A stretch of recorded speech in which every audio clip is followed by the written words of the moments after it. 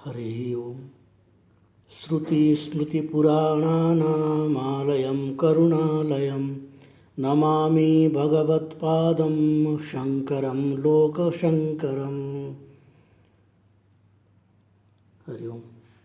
याज्ञवल्क्य स्मृति की हमने आचार विमर्श में कुछ श्लोकों को हमने पढ़ चुके हैं और उसके आगे की जो श्लोक है उन श्लोकों को आज पढ़ेंगे और किस प्रकार के यहाँ पर क्वेश्चंस आ सकता है इसको भी हम अच्छी तरह से देखेंगे। मैं आप सभी से एक बात कहना चाहता हूँ कि ये वीडियो जो है हम बहुत मेहनत से बना रहे हैं ताकि आप इसका पूरा लाभ उठा सकें। इसलिए वीडियो को पूरा एक बार ज़रूर सुने ताकि आपको बीच बीच में जो क्वेश्चंस आती है, जो क्वेश्चंस इसमें हम बताते हैं कि ये क्वेश्चंस यहाँ पर आ सकता है, वो आप नोट कर सकते हैं। ठीक है, अगर आप पूरा वीडियो नहीं देखेंगे तो वो पार्ट आपको छूट जाएगा। अगर वीडियो आप स्किप करते हैं, आधा देख करके फिर आगे बढ़ जाते हैं या बीच से आप देखते हैं तो बीच में जहाँ पर भी ऐसे क्वेश्चंस आएगा वो आप नहीं देख पाएंगे। क्योंकि पढ़ाते पढ़ाते जब हमें कोई क्वेश्चंस ज्ञात होता है कि यहाँ पर ये क्वेश्चंस बन सकता है, तब हम वहाँ पर वो क्वेश्चंस बना के देते हैं और आगे हो सकता है हम हमारे स्मरण में भी नहीं आए और हम अलग से क्वेश्चंस में अभी रख नहीं रहे हैं, अलग से क्वेश्चंस नहीं दे रहे हैं। तो इसलिए मैं आपसे यही कहूँगा कि एक बार कम से कम इसको ज़रूर सुनिए, पूरे वीडियो को। ज़्यादा से ज़्यादा आपको क्या लगता है 25 मिनट या 20 मिनट की वीडियो होती है, तो इसलिए अगर आप पूरा वीडियो को देखेंगे सुनेंगे तो कम से कम आपको इससे बहुत कुछ सीखने को मिलेगा और कहीं ना कहीं आपको आपकी परीक्षा के लिए बहुत उपयोगी होगा। नहीं तो आगे चल कर के भी आपको किसी न किसी संदर्भ में आपको इसका उपयोग दिखाई देगा। जब आप पीएचडी वगैरह करेंगे या फिर अन्य शास्त्र का अध्यापन करेंगे तो इसका कहीं ना कहीं आपका उपयोग मिलेगा। इसलिए वीडियो को पूरा देखिए, एक बार तो ज़रूर सुनिए। उसके बाद अगर आपको जो प्रसंग अच्छा लगता है तो वहाँ काट करके आप देख सकते हैं, वहाँ स्किप करके देख सकते हैं। पर फर्स्ट टाइम जो है आप इस वीडियो को पूरा सुनिए, चाहे आप मन लगता हो नहीं लगता हो तब भी आप इसको सुनिए। ठीक है, हमेशा मन लगेगा कोई ऐसे ज़रूरी नहीं है, कभी मन भी नहीं होता है पढ़ने के लिए, लेकिन हमें पढ़ना भी चाहिए। ठीक है, ये सोच करके जो है आप अगर इसको पढ़ेंगे, एक बार सुनेंगे तो आपको इसमें से बहुत सारी चीज़ें मिलेगा। जो पढ़ाते पढ़ाते श्लोक बोलते बोलते हमें कुछ याद आ जाता है, कुछ स्मरण आ जाता है कि यहाँ पर ऐसे क्वेश्चंस बन सकता है, हम उस बात को वहाँ पर देते हैं। अब आगे देखते हैं, इस वीडियो को पूरा देखिए। और यहाँ पर हम एक प्रश्न को देखेंगे पहले, क्योंकि अभी जो है इसमें आचार विमर्श चल रहा था, इसमें संस्कार की बात आ रहा है। याज्ञवल्क्य स्मृति के अनुसार संस्कार। ठीक है, तो पिछले बार जो परीक्षा में आया था ये आप देख सकते हैं, यहाँ पर ये आया था गौतम धर्मसूत्रानुसारम संस्कारः कति। गौतम धर्मसूत्र के अनुसार संस्कार कितने प्रकार के, ये पूछा गया था और इसका सही आंसर है 44। ठीक है, 40 जो है गौतम धर्मसूत्र के अनुसार 40 संस्कार है। ऐसे सामान्य रूप से जो है 16 संस्कार की प्रचलित है। ठीक है, अन्य शास्त्र के अनुसार। और यहाँ पर जो है याज्ञवल्क्य स्मृति के अनुसार यहाँ पर संख्या के हिसाब से नहीं बताया गया है कि यहाँ पर संस्कार कितने हैं, पर संस्कार यहाँ बताया गया है। यहाँ पर आप ये श्लोक याद रख सकते हैं क्योंकि ये एक श्लोक बहुत ही प्रसिद्ध श्लोक है और ये श्लोक परीक्षा में पूछा जा सकता है। और किस तरह के पूछेगा मैं आपको वो भी बता रहा हूँ। अभी पहले इस श्लोक को थोड़ा सा ध्यान से श्रवण कर लिए। गर्भाधान मृतौ पुंसः सवनम स्पंदनात् पुरा षष्ठे अष्टमे वा सीमंतो मास्यते जातकर्म च अहन्येकादशे नाम चतुर्थे मासि निष्क्रमः षष्ठे अन्नप्राशनम मासि चूड़ाकार्य यथाकुलम। यहाँ पर ये 2 श्लोक है और ये 2 श्लोक का अर्थ थोड़ा सा देख लीजिए। गर्भाधान मृतौ पुंसः, ये गर्भाधान संस्कार है। ठीक है, रजोदर्शन काल में गर्भाधान संस्कार होता है और वो है गर्भाधान। ये एक संस्कार है जो 16 संस्कार या फिर 44 संस्कार जो कहा जाता है उनमें सबसे पहला संस्कार होता है गर्भाधान संस्कार। ठीक है, उसके बाद गर्भ के डोलने से पूर्व ही पुंसवन संस्कार होता है। ठीक है, और उसके बाद होता है क्या, पुंसवन संस्कार के बाद षष्ठे अष्टमे मास है, षष्ठ मास में अथवा अष्टम मास में सीमंत संस्कार होता है। ठीक है, सीमंत कहते हैं उसको, 8वें महीने में सीमंत। और प्रसव होने पर जातकर्म संस्कार होता है। जैसे संतान की उत्पत्ति होती है, जन्म होता है, तो उस समय जातकर्म संस्कार कराया जाता है।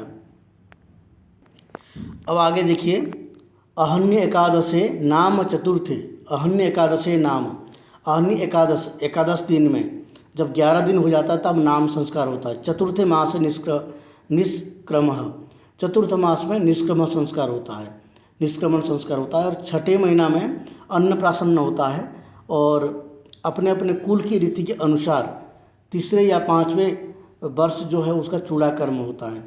तो यहाँ पर क्या कहा है, षष्ठे अन्नप्राशनम मासी चूड़ा कार्य यथाकुलम, षष्ठे अन्नप्राशनम मासी चूड़ा कार्य यथाकुलम। षष्ठ मास में क्या हो जाता है, षष्ठ मास में अन्नप्राशन होता है और 5वें वर्ष में जो है चूड़ा कर्म कुल के अनुसार होता है। किसी का 5वें वर्ष में होता है, किसी का अधिक में होता है, वो अपने अपने कुल रीति के अनुसार कराया जाता है, क्योंकि सभी कुल में अलग अलग परंपरा है। किसी का 5 वर्ष में कराया जाता है, किसी का 8 वर्ष में कराया जाता है और किसी का और आगे भी कराया जाता है। तो वो अपने अपने कुल के अनुसार, गोत्र के अनुसार उसका जो है संस्कार होता है। अब यहाँ प्रश्न कैसे आ सकता है ये देखना है, ठीक है। गर्भाधान मृतो पुंस सवनम स्पंदनात् पुराः, ये श्लोक है। अब इस श्लोक को कैसे कर सकता है कि ये श्लोक को अलग अलग करके दे सकता है, जैसे गर्भाधान अमृतो स्पंदनात् पुरा पुंस सवनम, ऐसे श्लोकों को इधर उधर करके दे सकता है और कह सकता है कि श्लोक को सटीक क्रम पे लिखिए, सटीक क्रम में लिखिए। और अगले पंक्ति भी दे सकता है, षष्ठे अष्टमे वा सीमंतो, ऐसे इतना तक दे सकता है। तो वा पहले कर देगा, वा सीमंतो षष्ठे अष्टमे, ये भी श्लोक बन रहा है, वा सीमंतो षष्ठे अष्टमे। आगे के तो श्लोक नहीं देगा, वा सीमंतो षष्ठे अष्टमे, ये भी कर सकता है। तो आपको ध्यान रखना है कि षष्ठे अष्टमे वा सीमंतो, श्लोक को अगर सही क्रम से लगाएंगे तो आपको इसमें जो है उसका फिर सही आंसर होगा। ऐसे प्रश्न आया था पिछले बार दिसंबर में, इसलिए मैं आपको इस प्रकार के बता रहा हूँ। जो प्रसिद्ध श्लोक होते हैं उन श्लोकों को ऐसे ही दिया जाता है, ठीक है, जो विशेष श्लोक होते हैं। तो ये गर्भाधान संस्कार आदि जो 16 संस्कार या 44 संस्कार है, ये संस्कार की श्लोक बहुत इंपॉर्टेंट है, इसलिए इस प्रकार के श्लोक यहाँ पर दे सकता है। और आगे देखिए, गर्भाष्टमे अष्टमे वा शब्दे ब्राह्मणशु उपनायनम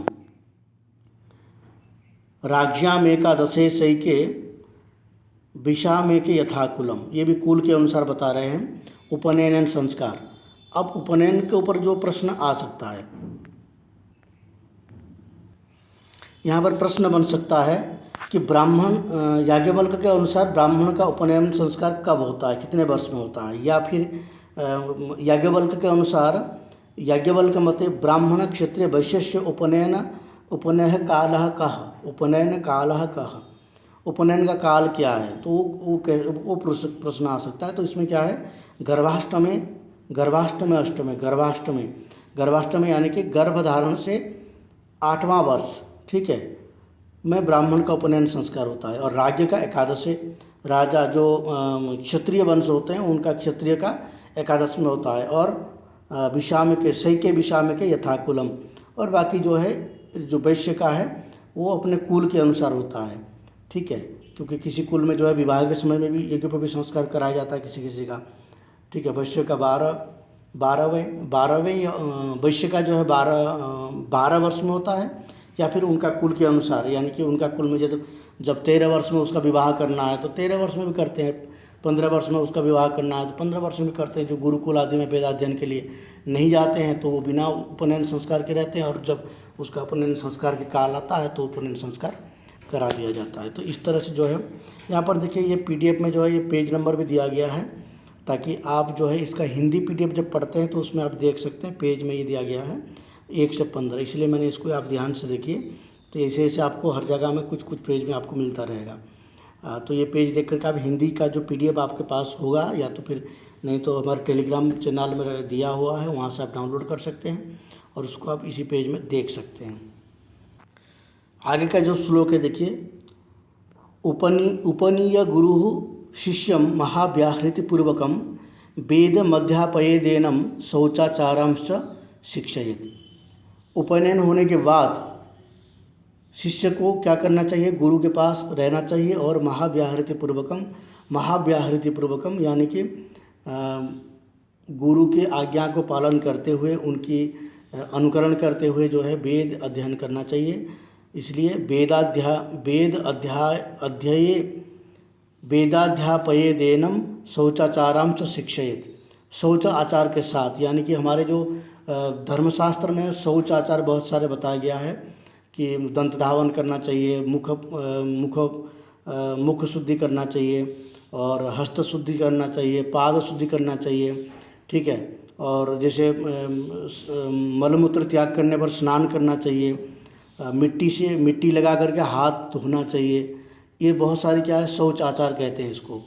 ये सारे शौच आचार शास्त्र में अलग अलग वर्णन किया गया है, मनुस्मृति आदि में वर्णन किया गया है। तो वहाँ भी इसकी चर्चा बहुत विस्तार से है। इसका वैज्ञानिक कारण भी है, आप लोग सब देखते हैं आजकल तो हर कोई साबुन का उपयोग करता है। जैसे शौचालय आदि जाते हैं तो साबुन से हाथ पैर धोते हैं, तो पुराने काल में यही करते थे, मिट्टी से हाथ पैर धोते थे। तो ये है हमारे जो शौच आचार है, ठीक है। इसलिए शौच आचार के साथ इसलिए यहाँ पर कहा गया है शिक्षित शौचाचाराम से शिक्षित, ये आचार विमर्श है, इसलिए यहाँ पर जो शौचाचार के विषय में बताया गया है। और भी आगे बहुत शौचाचार के ऊपर बताया गया है, जो इसमें और भी जो प्रकरण आएगा, विवाह प्रकरण है, राजधर्म प्रकरण है, गृह शांति प्रकरण है, उसके बाद ब्रह्मचारी प्रकरण है। उन सभी प्रकरण के लिए अलग अलग गृहस्थ धर्म प्रकरण है, दान प्रकरण है, ठीक है। उन सब में अलग अलग शौचाचार है और उन सबको वहाँ पर बताया गया है। शौचाचार के संबंधी जो है ब्रह्मचारी के लिए बहुत सारे आचार विचार के यहाँ पर दिया गया है याज्ञवल्क्य स्मृति में। एक श्लोक है, स्नानं मत्तैवतैर्मन्त्रैर्मार्जनं प्राणसंयमः सूर्यस्य चाप्युपस्थानं गायत्र्याः प्रत्यहं जपः। यहाँ पर कहा गया है स्नान, वेद मंत्र से मार्जन, प्राणायाम, सूर्य का उपस्थान और गायत्री का जप, ये जो है गुरुकुल में रह करके नित्य निरंतर किया जाता है और ये ब्रह्मचारी का धर्म है। इसलिए ब्रह्मचारी के लिए यही धर्म जो नित्य नैमित्तिक कर्म कहा जाता है, जिसमें नित्य कर्म नैमित्तिक कर्म होता है, तो ये नित्य कर्म में आ जाता है। स्नानम वैवतैर मंत्रैर मार्जनम प्राण संयम, प्राण का संयम करना यानी कि प्राणायाम करना, और वेद मंत्र से मार्जन करना, वेद मंत्र से जैसे जो अंगन्यास करन्यास आदि होता है मंत्र से किया जाता है, ठीक है। सूर्यस्य चाप्युपस्थानम, सूर्य की उपासना करना, सूर्य की उपासना बहुत ही महत्वपूर्ण होता है। जैसे आदित्य हृदय स्तोत्र आदि है, ये सूर्य की उपासना की बहुत ही महत्वपूर्ण स्तोत्र है। और इस स्तोत्र की उपासना करके आप देखेंगे तो आपके जीवन में बहुत सारे परिवर्तन अपने आप हो जाता है सूर्य की उपासना से। सूर्य को अर्घ्य प्रदान करना, आप जानते हैं बिहार जैसे प्रांत में सूर्य की उपासना बहुत ज़ोर शोर से चलती है।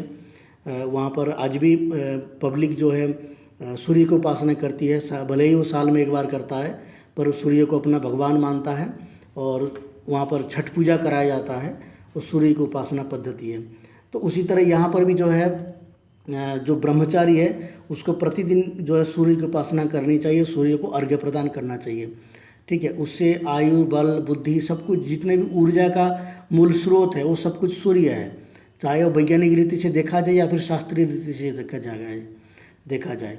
सूर्य के बिना कुछ है ही नहीं। ऊर्जा के स्रोत जो है सूर्य को वैज्ञानिक भी मानते हैं, तो हमारे शास्त्र में भी जो है सूर्य को ऊर्जा का स्रोत माना गया है। इसलिए सूर्य की उपासना जो है बल, बुद्धि, विद्या सब कुछ प्रदान करने वाला कहा जाता है। गायत्र्याः प्रत्यहं जपः, गायत्री का प्रतिदिन जप करते रहना चाहिए। अब आगे देखिए प्राणायाम का विचार बताया गया है यहाँ पर। गायत्री शिरसा सार्धम जपेत व्याहृतिपूर्वकम प्रति प्रणव संयुक्तम त्रिरयम प्राण संयमः। यहाँ पर एक प्रश्न आ सकता है, यहाँ पर गायत्री मंत्र का प्राणायाम के बारे में यहाँ पर बताया गया है। गायत्री शिरसा सार्धम जपेत व्याहृतिपूर्वकम प्रति प्रणव संयुक्तम त्रिरयम प्राण संयमः। गायत्री मंत्र के साथ जैसे शिरो मंत्र है, महाव्याहृति है, और इन सब में प्रणव जोड़ करके जब गायत्री मंत्र को 3 बार श्वास रोक करके जैसे श्वास को खींचे और श्वास को रोक करके 3 बार प्रणव के साथ गायत्री मंत्र का जप किए तो वो एक प्राणायाम होता है। और भागवत में कहा गया है प्राणायाम परम बलम, प्राणायाम परम बलम, प्राणायाम परम बल होता है। हमारे संस्कृत की जो श्लोक होते हैं, जो वेद मंत्र होते हैं, वेद मंत्र के उच्चारण करने से प्रति पल जो है प्राणायाम होता है। इसलिए जो वेद मंत्र के पाठ करने वाले की आयु वृद्धि होने की बात कही जाती है, वो दीर्घायु होते हैं ऐसे कहा जाता है जो वेद अध्ययन करते हैं। उसका कारण वही है कि वो वेदाध्ययन जो करते हैं उनका उसमें प्राणायाम होता है, और प्राणायाम से आयु की वृद्धि होती है। ये सभी शास्त्र में कहा गया है, योग सूत्र में भी कहा गया है, और भागवत में भी इसको कहा गया है प्राणायाम परम बलम। प्राण से जो है हमारे प्राणायाम जिसका सिद्ध है, जिनका प्राणायाम सिद्ध है, उनके लिए ये सारे जो शरीर क्रिया है वो सब कुछ जो है अपने अपने कंट्रोल में कर सकते हैं, जिनका प्राणायाम सिद्ध है। इतना तक कि ऐसे भी संत है जिनका प्राणायाम सिद्ध है, वो चाहे तो यहाँ बारिश भी करा सकते हैं, पूरे वायुमंडल की वायु को रोक सकते हैं, उनका प्राणायाम में इतना क्षमता होती है। आप लोग नहीं देखे होंगे, ऐसे महात्माओं के दर्शन नहीं किए होंगे कभी, तो आपको ऐसे लग सकता है, लेकिन जो जानते हैं इस बात को, जो कभी किसी से मिले होंगे ऐसे संत से, तो वो बता सकते हैं।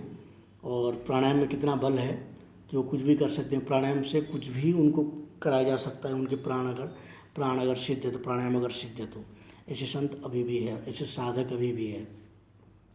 तो इसलिए जो यहाँ पर गायत्री मंत्र का प्राणायाम कहा गया है, प्राणायाम करने पर मार्जन के मंत्र सिर पर जल छिड़कर और संध्या समय में जब तक तारे निकल जाएं गायत्री जपता रहे, ठीक है, जो उसमें कहा गया है। प्राणनामस्य संप्रोक्ष्य ऋचेनात् वैवतेन तु जपन्नासित सावित्रीम प्रत्यगातारको दयात, ऐसे श्लोक है। और आगे यहाँ पर कहा गया है संध्या प्राक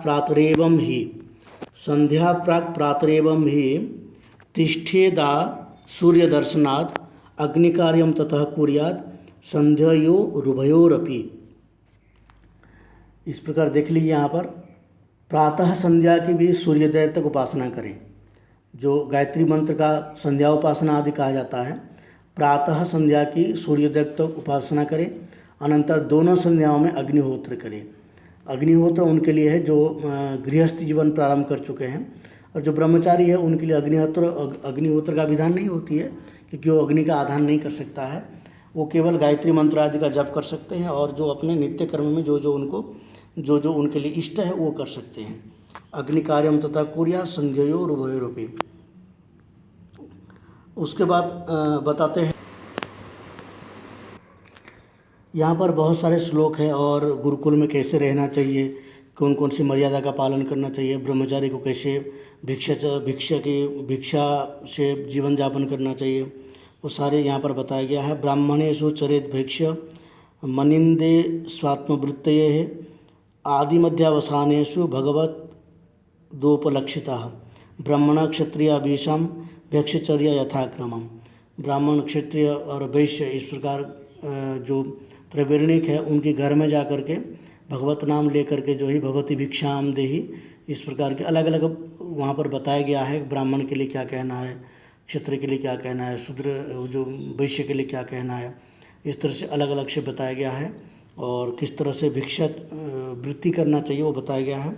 और उसके बाद यहाँ पर कहते हैं सगुरुर् यह क्रिया कृत्वा वेदमस्मै प्रयच्छति उपनीय ददद वेद माचार्य से उदाहरत। यहाँ पर ये देखिए, ये बहुत इंपॉर्टेंट श्लोक है। यहाँ पर कह रहे हैं कि गुरु और आचार्य में क्या अंतर है, ठीक है, गुरु और आचार्य में क्या लक्षण उनका अंतर है ये बता रहे हैं, ठीक है। यहाँ पर देखिए सगुरुर् यह क्रिया कृत्वा वेदमस्मै प्रयच्छति, जो गर्भाधान संस्कार से लेकर के उपनयन संस्कार तक उनका सारे विधि क्रिया करके फिर उनको वेद पढ़ाते हैं। जैसे आपकी कोई गुरु है, कोई कुलगुरु है, जैसे वशिष्ठ जी थे, उन्होंने राम जी को जो है उनके गर्भाधान संस्कार से ले करके उनका उपनयन संस्कार तक सब कुछ किया और फिर उनको विद्या अध्ययन कराए, तो वो हो गए गुरु। और जैसे वशिष्ठ सांदीपनी जैसे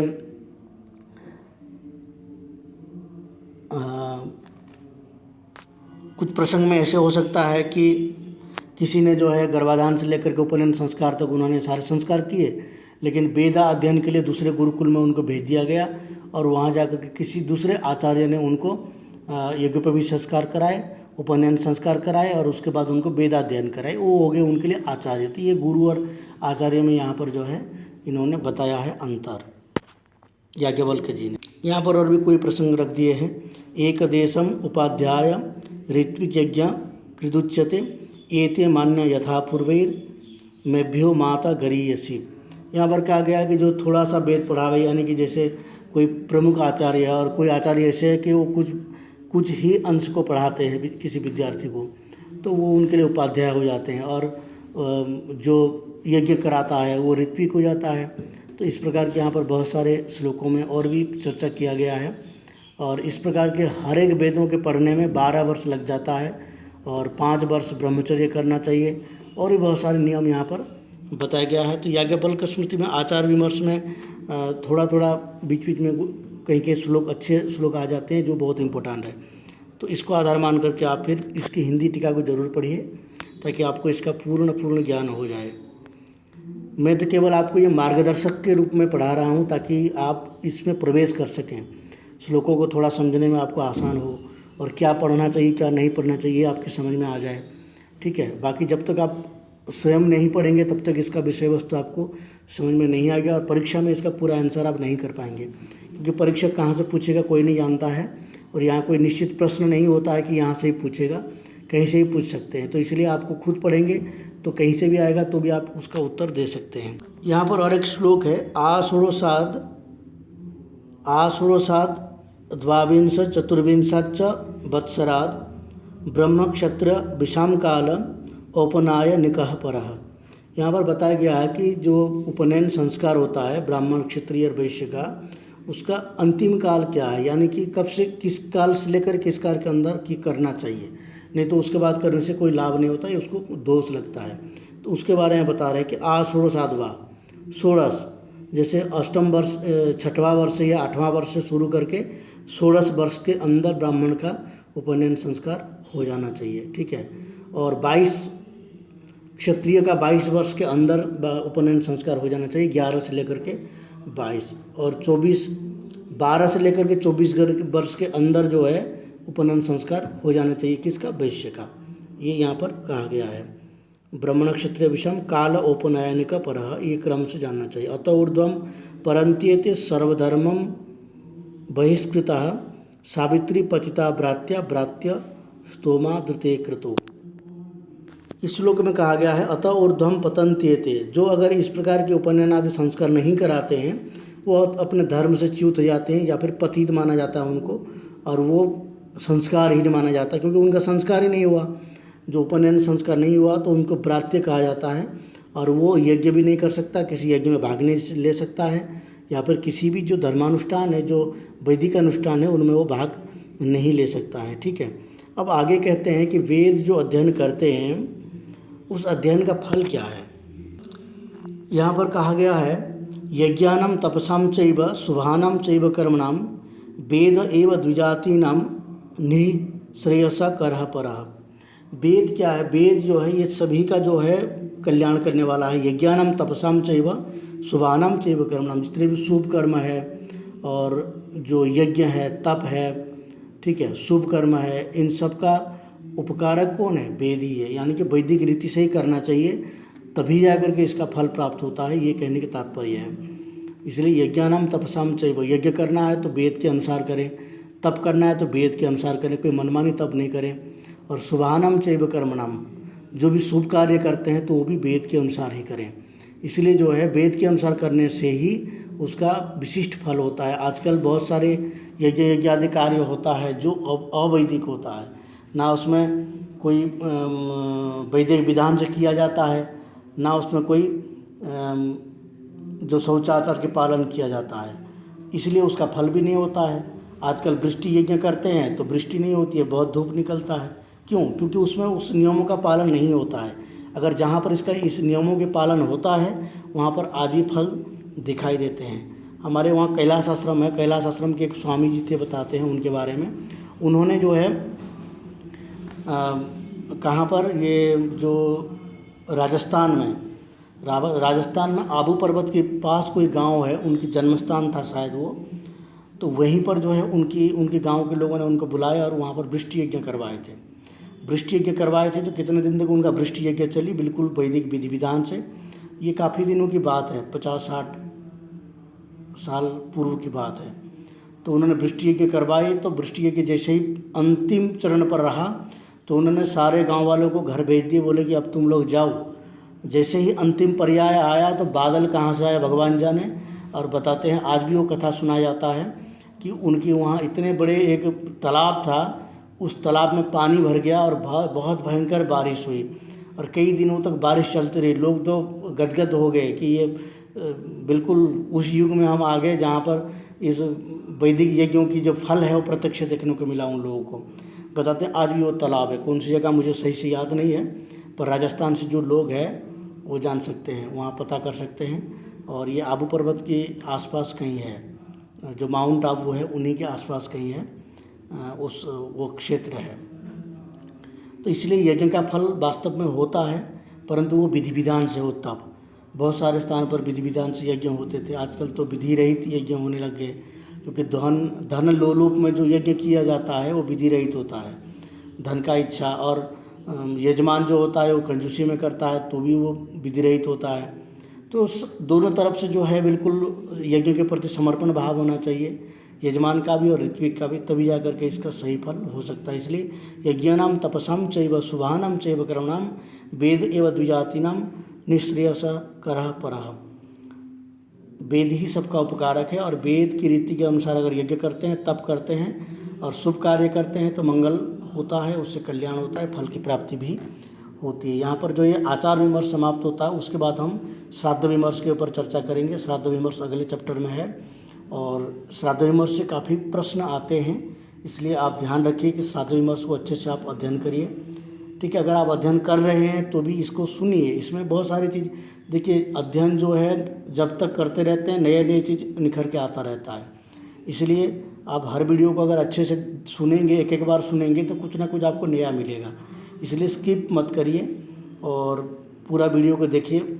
हमको पता है कि बच्चे बहुत सारे वीडियो देखते ही नहीं है, तो हमें भी दुख होता है कि नहीं देखते हैं। तो हमारे पास इसका जो चार्ट आता है, जो यूट्यूब का एक एनालिसिस प्रक्रिया है, उसमें देखते हैं तो पता चलता है कि कितने % जो है लोगों ने वीडियो को सही से देख रहे हैं, कितने % लोग नहीं देख रहे हैं, ये सब उसमें ज्ञात होता है।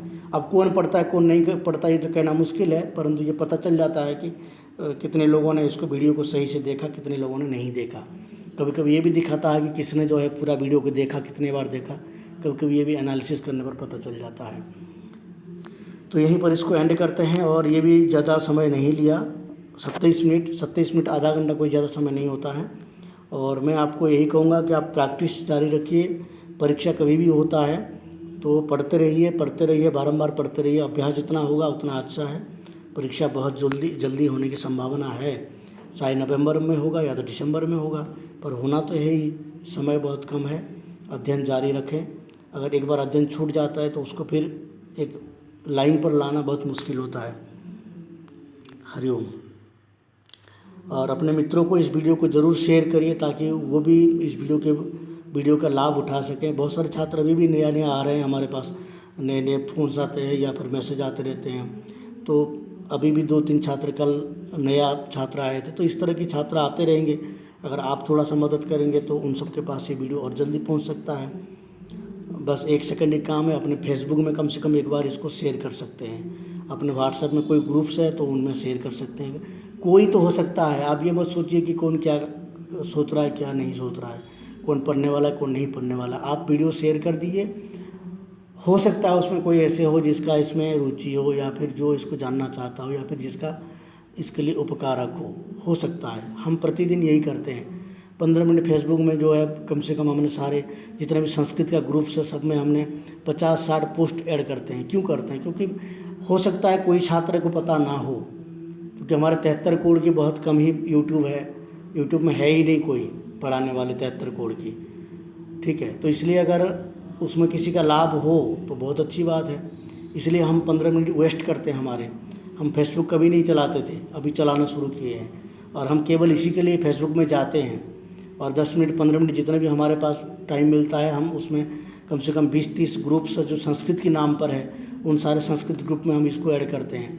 कभी किसी से नए बच्चे आते रहते हैं, क्योंकि बच्चे भी छात्र भी जो है हमेशा फेसबुक यूज नहीं करते हैं। कभी करने आ जाते हैं तो उनके पास कोई पोस्ट आता है तो देखते हैं। तो इसलिए जो है मैं आप सब लोगों से बारंबार कहता हूँ कि आप लोग भी थोड़ा इसमें मदद करिए ताकि शिक्षा का प्रसार हो, हमारी संस्कृति का प्रसार हो। धन्यवाद।